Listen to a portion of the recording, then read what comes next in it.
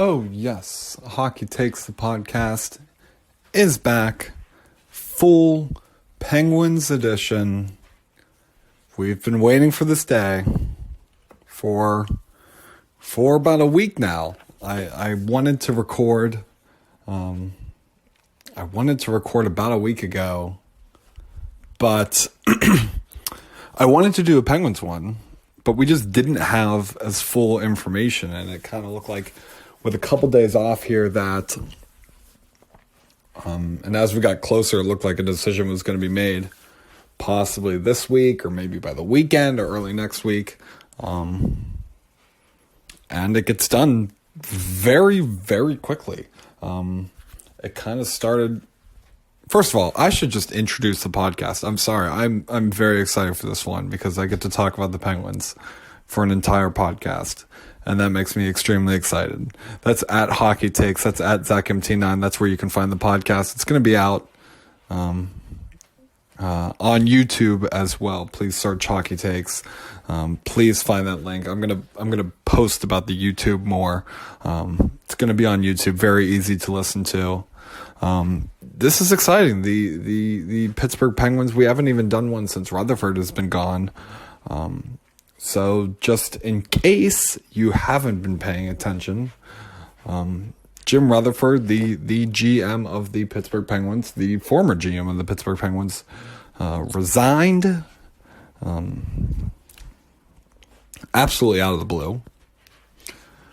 Two-time Stanley Cup champion, back-to-back Stanley Cup champion for the Penguins, 16-17, had been on the job since he took over from Ray Shero, and that was all the way back in 2015 was his first year. So he's been with the team for a long time, and just kind of a couple quick words on him before we get to all the new stuff and kind of the state of the team and what we're looking at here. Jim Rutherford took over this team when it kind of looked like the window wasn't looking too good. And there just generally wasn't too much talent on the roster. And we looked around at a lot of Ray Shero signings and picks, and a lot of them did end up working out afterwards, as it is with a lot of GMs. You sometimes it takes these guys 3, 4, 5 years in the system, and you're not there by the time that they kind of blossom. So it's not no massive knock on Ray Shero, but Jim Rutherford, these exceptional moves to get. I mean, the move that you think about is the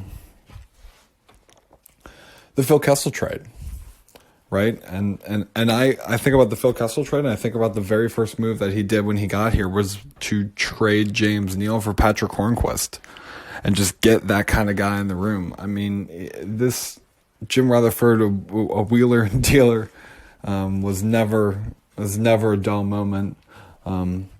With GM JR and a guy that likes to talk to the media, and just really, really love the Penguins, it seems like, and really kind of made a home here. But as all things do, they sour, and this has been a really hard year for everybody, including Jim Rutherford. You can tell, and it seemed kind of a lot of things changed after that Montreal loss. I think a lot of people were expecting the Penguins to at least win that round.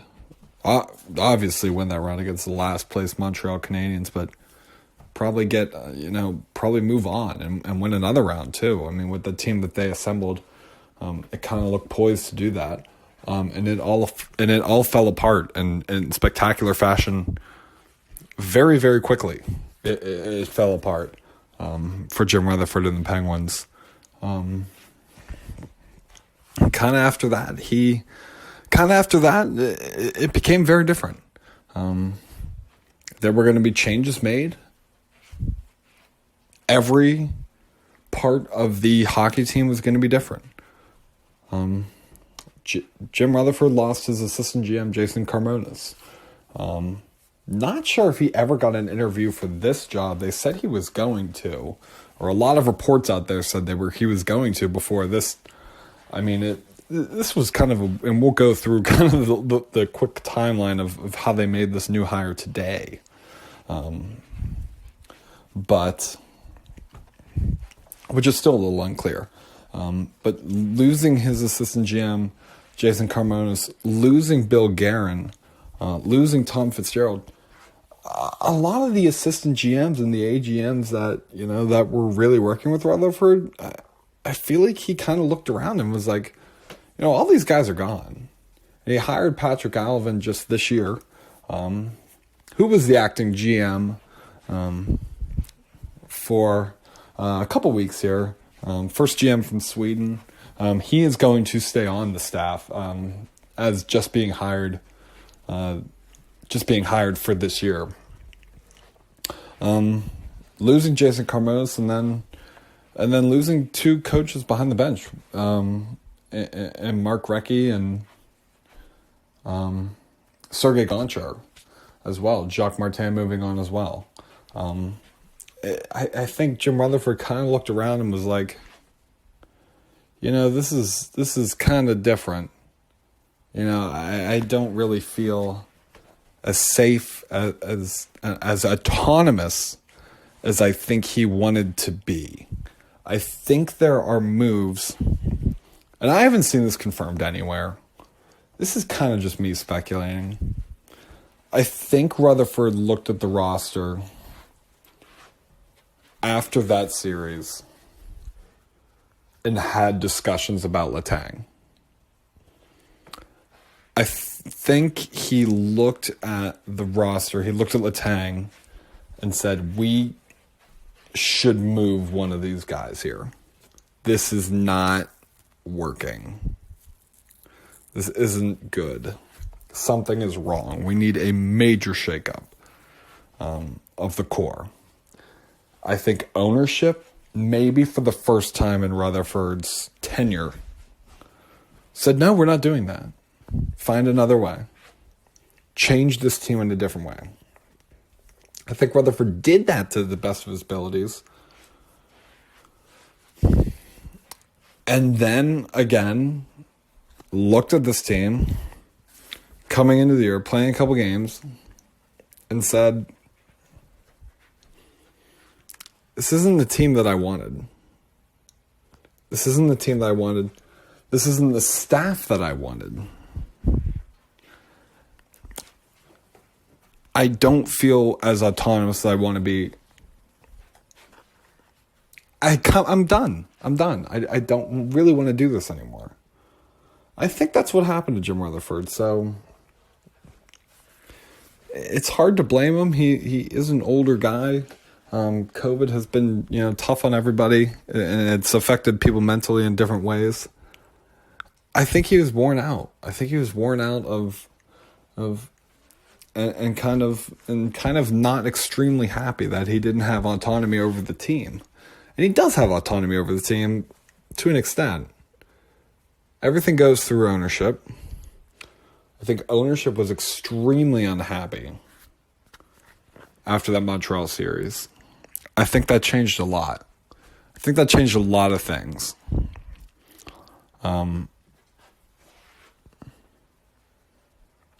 And Jim Rutherford looked up and didn't see the team that he wanted and didn't see the staff that he wanted. So I think he kind of gave in there. But, just to wrap this up on Rutherford so we can move on, just an absolute thank you. So good.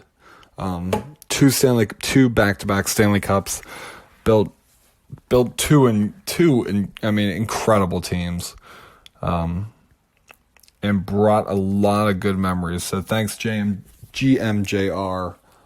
Definitely a legend in Pittsburgh. One of the legendary builders of this franchise.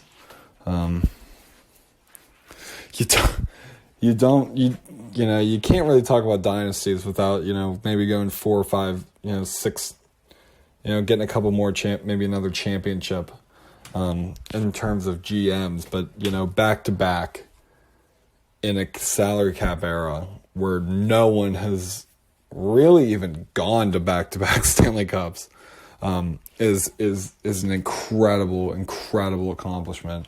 Obviously, already a Hockey Hall of Famer and so deserves to be. Jim Rutherford, and we'll kind of go from there in the timeline. 2 weeks, probably about 2 weeks. Wanted to GM very quickly. This was kind of done from, this is going to be a couple week process, but, wanted a GM as fast as possible. And then it kind of came out that the Penguins were looking for a little bit more. They wanted to beef up their hockey operations department, an assistant GM, maybe two guys, maybe not a president of hockey ops, but we all know it ended up being a president of hockey operations. A position that has not been filled traditionally by the Penguins. The Penguins generally have the GM report directly to David Morehouse. He reports to ownership. Obviously not the case now, which we'll get into in a second. But looking for a couple different names appeared. A couple different ones. Chris Drury, they wanted to interview. Scott Mellanby, they wanted to interview as well. Drury was kind of in, and then he was out, and then he got that promotion with the New York Rangers from assistant GM to associate general manager. So I think I really do think this. I mean, the timing is not, he dropped out, and a couple days later they announced that. I think he went to them and said, there are teams out there that are sniffing around me. Like, you want to keep me here. I'm going to need a little bit more. We need a little bit more power. New associate GM for the New York Rangers, Chris Drury, is how that came to pass. We move on. Scott Mellanby didn't want to interview, viewed as kind of another rising star.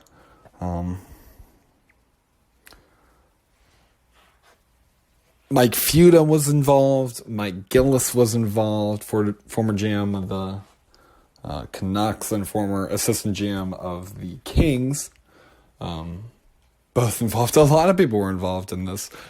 David Morehouse boasting today during the press conference that his phone was ringing off the hook, and he had a lot of potential suitors that he wanted. So maybe there's a couple more that we don't really know of, or anything like that. But in any case,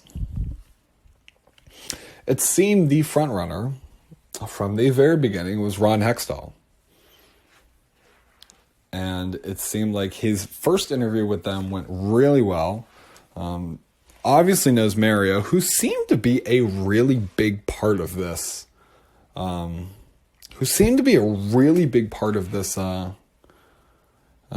This search, and was directly involved in the search for the new GM, which was just kind of interesting, because you kind of think Morehouse would really have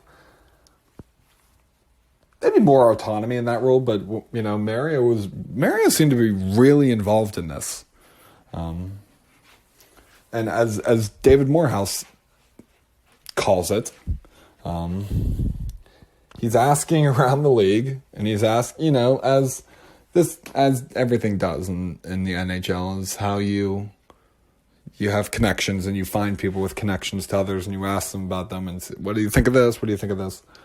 David Morehouse calls Brian Burke, who is working at Sportsnet, former GM of the Toronto Maple Leafs, former GM of the Anaheim Ducks, former GM of the Vancouver Canucks, and former GM of the Edmonton Oilers.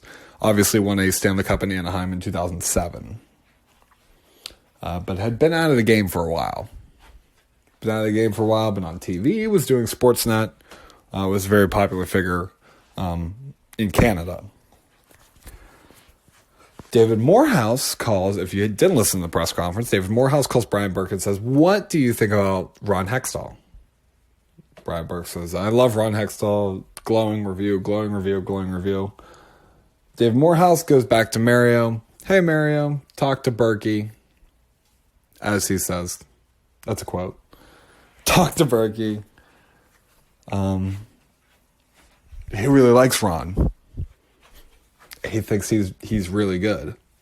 And thinks he'd be good for the job. Mario goes back to Morehouse and says, what's Berkey doing? Morehouse says, well, I don't know. I don't know what he's doing. He's on Sportsnet. He's on TV. That's what he's doing. Call him. See if he's interested in something. Morehouse calls Berkey back and says, what are you doing? I said, what do you mean, what am I doing? I'm doing TV. He said, any interest? And maybe not a GM, but any interest in something else? Another department role. They talk about this. Brian Burke says, let me think it over. Obviously, they talked about president of hockey operations. I think when the idea came to Mario and probably Morehouse as well, and they talked about Brian Burke, I think that very much enticed them. What would get Brian Burke here? Possibly a president of hockey operations role for the Penguins, for Mario. Brian Burke says, let me sleep on it. And all of a sudden, he's in. He said, this is a once-in-a-lifetime opportunity. I really enjoyed my TV gig, but this is a once-in-a-lifetime opportunity to work with the Pittsburgh Penguins and work with Sidney Crosby and Mario Lemieux and David Morehouse, who and work in Pittsburgh, which he called one of the best, actually, he called the best sports town in North America. Absolute fact. Indisputable. Like him already. Calls Morehouse one of the best executives in the NHL and in sports, and calls Mario one of the best owners in sports, which he absolutely is. So there's Brian Burke. He's on board. Second interview with Ron Hextall a day ago, 2 days ago. We're recording this on it's Tuesday, not Wednesday. Second interview with Ron Hextall.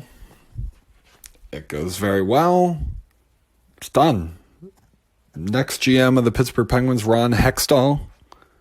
Next president of hockey operations, Brian Burke. We talked about Berkey's past. Let's talk about Ron Hextall's past. Obviously, former player, former goaltender for the Flyers. Countless battles against the Penguins. Known for his mean streak, but was a very good goaltender as well. Was a very, very good goaltender. Worked his way up, became the general manager of the Flyers. If you look at that team now, he is responsible for a lot of their young players, and a lot of those guys, specifically Ivan Provorov, their star defenseman, Travis Konechny, Travis Sanheim, really, really, really good players. That he, Travis Konechny, who's having a great year. Really good players for the Flyers right now. If you look at that team, you gotta really like the roster. They kind of have. I kind of look at the Flyers. And I kind of think of the blueprint. You have your two guys, Giroux, Voracek. Obviously, we have Crosby, Malkin. You'd much rather have Crosby, Malkin, but same concept. You stay competitive. Try to make the playoffs, but you're drafting on the side. This process has to be expedited, though. This year is going to be interesting. The Penguins aren't known for keeping their first-round picks. Jim Rutherford was actually very well known for trading a first-round pick every year. They have a couple young guys coming through that are probably a year away. If you look at the roster. But the first thing that came to my mind as I'm kind of looking at this job and everything, and that this is not an easy job. This is a really hard general manager job. Morehouse says it kind of right off the bat. We're the Pittsburgh Penguins, and we're here to win. They are not here to lose right now. They have 3 to 4 more years of Crosby Malkin, I think. And they're not mailing it in on any of those seasons. This is not a rebuild. This is not going... You say whatever you want. I know you're watching the games. I'm watching the games. I don't like what I see through the first 8 games or the first 10 games, whatever we are.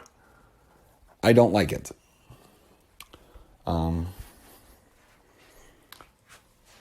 I don't know what the quick solution is, if there is one. But I say this with a grain of salt, that this is not going to be an easy fix with the roster that's currently constructed. Cap space is an issue. Long-term contracts, another issue. There's not a lot of room to maneuver. They need to promote a little bit from within. You're going to rely on some young guys, I think, especially in the next year or so,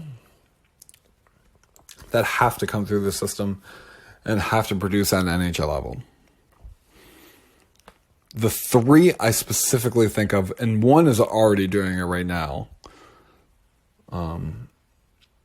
is Pierre-Olivier Joseph, who's been really good since he's come in.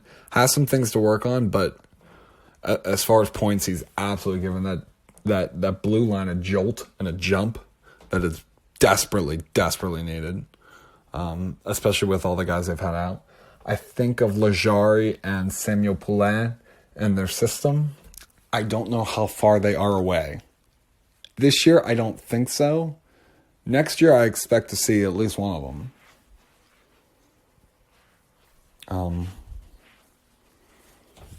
So those 2 should be coming in and taking jobs next year. They don't give jobs here. You have to earn them, which I like. That's kind of one thing. But, I mean, if you just look at this team, first of all, if you just look at the roster, and I'm not even talking about this in Hextall-Berg perspective, because, to be honest, we don't know. We don't know what they think the Penguins maybe can win, can't win. I can't imagine. There's a move coming. I don't know what move it is. The Penguins have been looking around for a defenseman. Jim Rutherford was looking around for a defenseman. I don't know if that holds true today, but I don't know if there is a move to be made. If you just look at this team right now, let's just go goaltending. Has been an absolute bombshell this year. Tristan Jarry has been a disaster, to say the least. An absolute disaster. Casey DeSmith, not much better. Not saying they're getting a lot of defensive help in front of them. In fact, they're getting very little. But for what we're seeing out of the goaltending and what we saw last year and kind of what we expected, this isn't great. There is a real problem if Tristan Jarry cannot get going. That is an absolute problem. That's number 1. And there's no fix for that. There's no fix for that. Number 2 is defensemen. First of all, they could stay healthy, which would be extremely helpful. Second of all, if you're paying Letang this amount of money, good Lord, do you need him to produce and not be a liability? Because he's been an absolute defensive liability. He's been a liability on the power play. He's hurting more than he's helping at this point. It's been an absolute liability. You cannot have it. And to be honest with you, I'm waiting for the John Marino that I saw last year and I saw the year before, and I haven't seen it yet. I saw him get the big contract. I haven't seen it yet. Granted, he's been without Marcus Pettersson. I'd like to see this defense together for a couple games. That doesn't seem to be possible right now with the amount of injuries that they've had. Here's what I want to see. And that's Letang, Dumoulin, Marino, Pettersson, Pierre-Olivier Joseph, and some sort of combination of Jussi Riikola, Chad Ruedel, Mike Matheson, something like that. Cody Ceci also thrown in there as well.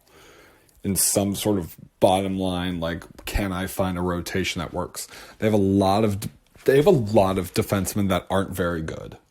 And they're kind of hoping one of them steps up. It was Chad Ruedel for a little bit. He was doing good. Pierre-Olivier Joseph has jumped in. He's been doing pretty good. Can they put this through? Can they consistently perform through the last fourth of the season?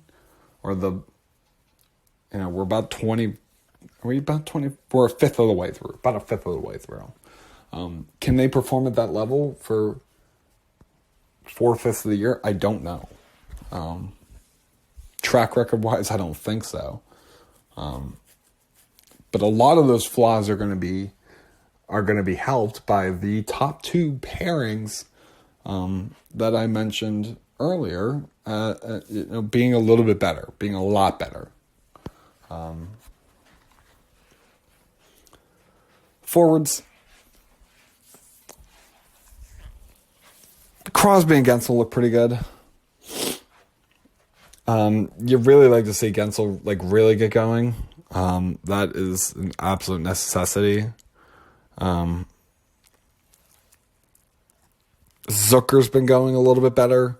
Rust is doing a little bit better. That line kind of with Malkin is kind of coming together a little bit. At least for what I saw in the last Islander game. They play again on Thursday night. Thursday night will be the next Islander game. Hard to say must win. Every game just feels so big in this 56 game season. I mean, it just feels like if you drop points, that it's just going to be so hard to catch up. You just can't get behind the 8 ball. Currently, right now, the Penguins are out of the playoff spot. They're in 5th. I did not pick them. I did pick them to make the playoffs, actually. By the skin of their teeth, and I really thought about not doing it. McCann seems to be out a little bit. He missed the last 2 days of practices going into Thursday. I don't know. The bottom 6 is still questionable. Like Brandon Tanev a lot. He's been having a really nice year. But the bottom 6 is definitely still questionable. And when your bottom 6 and your bottom 2 defensemen are questionable, you need the rest of the top of the lineup to not be questionable. And it has been. Letang on the defensive side. Marino. Malkin. Rust. Gensel. Not good enough. You have to mask those flaws. They're not masking the flaws that this team very clearly has. And none of that is going to... And I preface all of that. Everything I just said about forwards, none of that is going to matter if you can't get a save. If you can't get a save, the rest of it is just not going to matter for the rest of the year. Even if they all figure it out. If you can't get a save from either one of your goaltenders, it's not going to matter. Couple quick things that I liked in the press conference today. Ron Hextall seems fiery. I would not. I sense a lot of accountability coming to the Penguins. Oh, and I did want to mention one more thing. Speaking of accountability, before we go, and this has been a really fun podcast to do. At Hockey Takes, of course. iTunes, 5 stars, rate, subscribe. 5 stars, please. Hockey Takes. That's Takes with a Z. Mike Sullivan. It can't feel very comfortable. You can't feel great. And if I'm Mike Sullivan, it did surprise me that Hextall did not talk to him. And I don't think Sully knew that they were hiring him. This year kind of has to turn around for him. Otherwise, I really fear, and I really like Sully. I really like him. I don't want him to really go. But at some point, you are the Pittsburgh Penguins. You have not won a playoff series. If you don't win one this year, this will be the 3rd year in a row. You've been bounced in the first round. And honestly, haven't looked good. Haven't looked good at all. Not good. You've been dominated by multiple teams. It's not good. I fear for him in that sense. And you fear for any coach that has a new GM. That the bullet in the coaches in the GM's chamber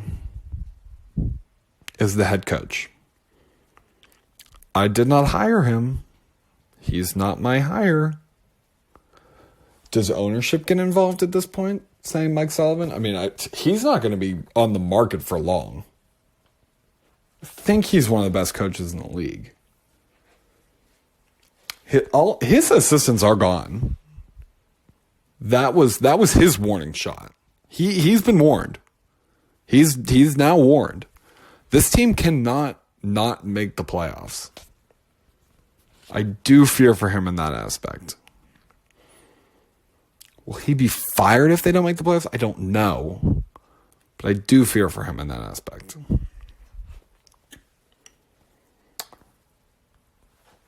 And that's gonna do it for this podcast. I'm really excited about the hires. I liked what I heard today from Hextall and Brian Burke.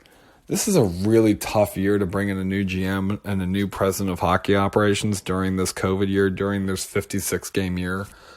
I don't really know what to expect from either of them at this point. Is there going to be a trade early? I doubt it.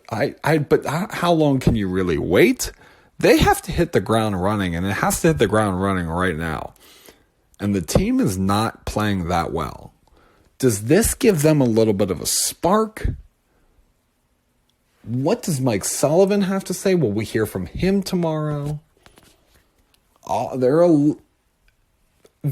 are more questions than answers.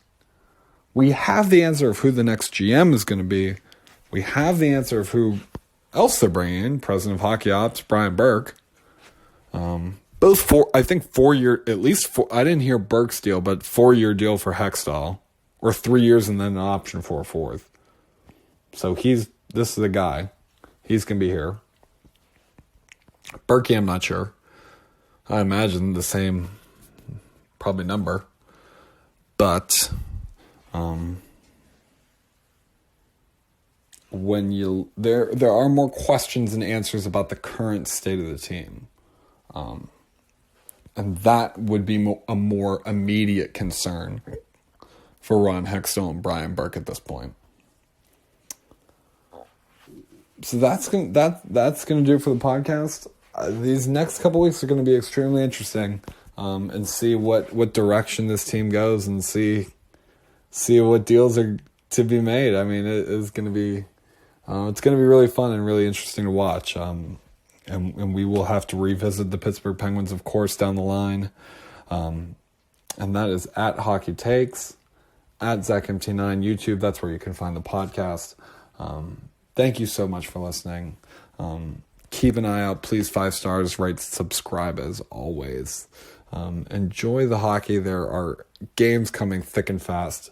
It is a fun time to be a hockey game. So I will leave a hockey fan. So I will leave you with that. Thank you for listening.